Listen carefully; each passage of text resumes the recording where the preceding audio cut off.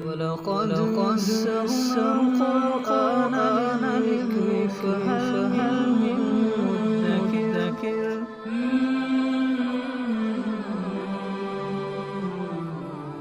سورہ انعام آیت نمبر 155۔ اعوذ باللہ من الشیطان الرجیم، بسم اللہ الرحمن الرحیم۔ وَهَذَا كِتَابٌ أَنزَلْنَاهُ مُبَارَكٌ فَاتَّبِعُوهُ وَاتَّقُوا لَعَلَّكُمْ تُرْحَمُونَ أَن تَقُولُوا إِنَّمَا أُنزِلَ الْكِتَابُ عَلَى طَائِفَتَيْنِ مِن قَبْلِنَا وَإِن كُنَّا عَن دِرَاسَتِهِمْ لَغَافِلِينَ۔ سابقہ آیت مبارکہ میں آپ دیکھیں کہ ثم آتینا موسیٰ الکتاب تماما علی الذی احسن، حضرت موسیٰ علیہ السلام کے اوپر جو کتاب نازل کی گئی تورات، اس کا تذکرہ تھا۔ اس کے بعد اس آیت مبارکہ میں اللہ تعالیٰ نے ارشاد فرمایا وَهَذَا كِتَابٌ أَنزَلْنَا،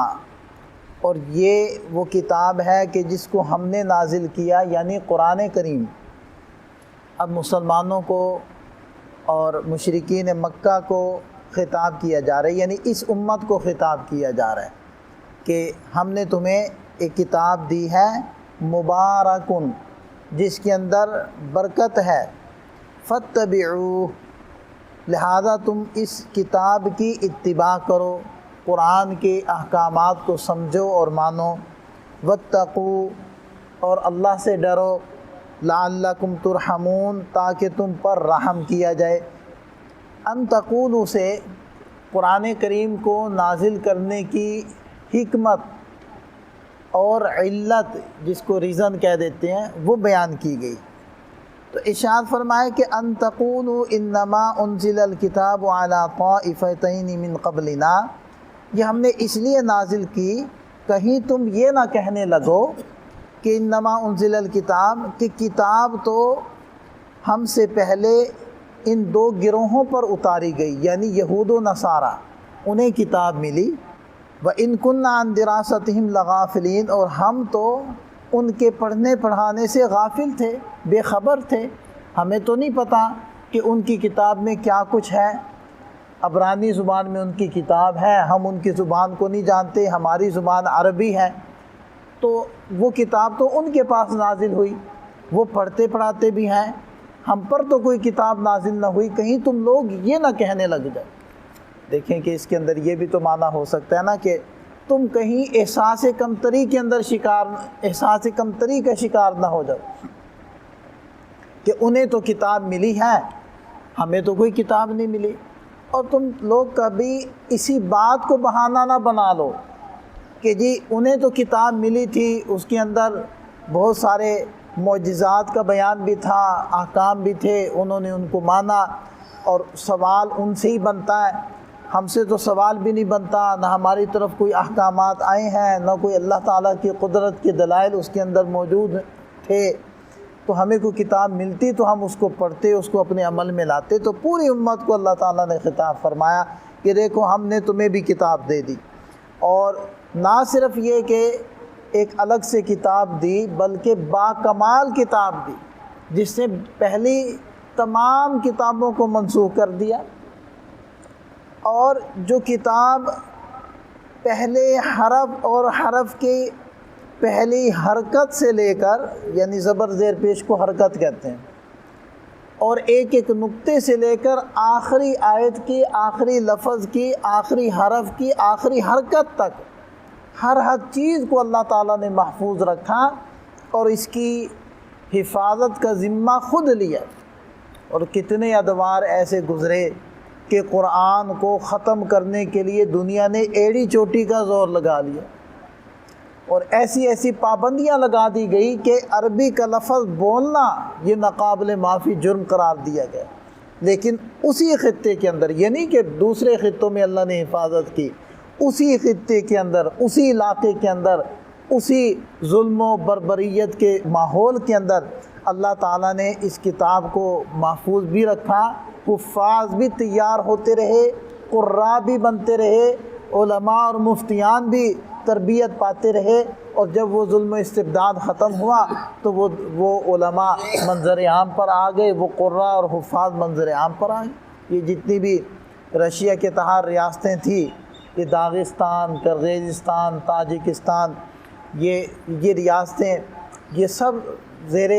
تسلط تھی رشیا کے، اور ان کے اوپر اتنی پابندی تھی کہ قرآن یا کلمہ تو دور کی بات ہے، عربی کا لفظ بولنا ان کے لیے وہ قابل معافی جرم نہیں تھا۔ لیکن انہوں نے جنگلوں کے اندر، انہوں نے غاروں کے اندر، انہوں نے تہ خانوں کے اندر اپنے بچوں کو بٹھا کر وہاں سب کچھ پڑھایا۔ جب یہ ریاستیں آزاد ہوئیں اور پاکستان کے علماء نے انہیں کہا کہ تمہارے وڈیرے تو سارے مسلمان تھے، تمہیں تو ایک عرصہ ہوا، تمہارے ہاں تو کوئی حافظ نہیں ہوگا، کوئی قاری نہیں ہوگا، کوئی عالم مفتی نہیں ہوگا۔ اس وقت انہوں نے بتایا، انہوں نے کہا کہ ہم اس معاملے میں خود کفیل ہیں، ہمارے پاس حفاظ بھی ہیں، قراء بھی ہیں، مفتیان بھی ہیں، سب ہیں۔ کیسے؟ انہوں نے کہا کہ ہم نے تہ خانوں کے اندر اپنے بچوں کو مقید کر کے یہاں بٹھا کر ان کو ساری تعلیم دی، لہذا ہمیں آپ لوگوں کی طرف سے نہ کسی حافظ کی ضرورت ہے نہ کسی قاری کی ضرورت۔ تو یہ ہے کہ نہ صرف یہ کہ اللہ تعالیٰ نے کتاب دی بلکہ باکمال کتاب، اور ایسی اللہ تعالیٰ نے حفاظت فرمائی ہے اس کی۔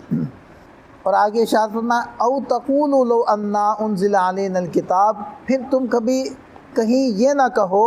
کہ کاش ہم پر بھی کتاب نازل کی جاتی، لکنا اہدی منہم، تو ہم ان یہود و نصارہ سے زیادہ ہدایت پر ہوتے، ہم ان سے زیادہ اس کتاب کو ماننے والے ہوتے۔ فقط جاءکم بینۃ من ربکم، تحقیق تمہارے رب کی طرف سے ایک بینہ آ چکی ہے، واضح دلیل آ چکی ہے، وہدی، اور ہدایت بن کر اللہ کی کتاب آ گئی، ورحمہ، اور رحمت بن کر آ گئی۔ فمن اظلم ممن کذب بآیات اللہ، پھر اس سے بڑا ظالم کون ہوگا جس نے اللہ کی آیات کو جھٹلایا، وصدف عنہا، اور ان سے روکا۔ روکنے والا معنی بھی کر سکتے ہیں، اور اعراض کرنا، کنی کترانا، یہ اس کا معنی بھی ہو سکتا ہے کہ خود بھی اللہ تعالیٰ کی آیات کو جھٹلایا بھی اور ان سے منہ بھی موڑا، ان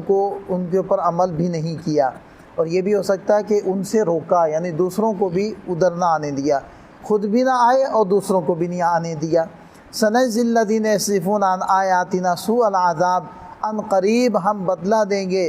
ان لوگوں کو جو ہماری آیات سے روکتے تھے اور خود بھی رکتے تھے، سوء العذاب، برا عذاب، بما کانوا یصدفون، ان کے روکنے کی وجہ سے اور اپنے ان کے کنی کترانے کی وجہ سے۔ تو اب کوئی بات اللہ تعالیٰ نے چھوڑی نہیں ہے کہ جس کو کل کوئی انسان دلیل بنا سکے اور کہہ سکے کہ جی اس مجبوری کی وجہ سے میں تو عمل نہ کر سکا۔ ساری مجبوریاں اللہ تعالیٰ نے دور کر دی ہے، اب صرف اور صرف اپنی کوتاہی ہے، اپنی سستی ہے، اس کے علاوہ کوئی رکاوٹ نہیں ہے۔ اللہ تعالیٰ ہمیں سمجھ عطا فرمائے، عمل کی توفیق عطا فرمائے۔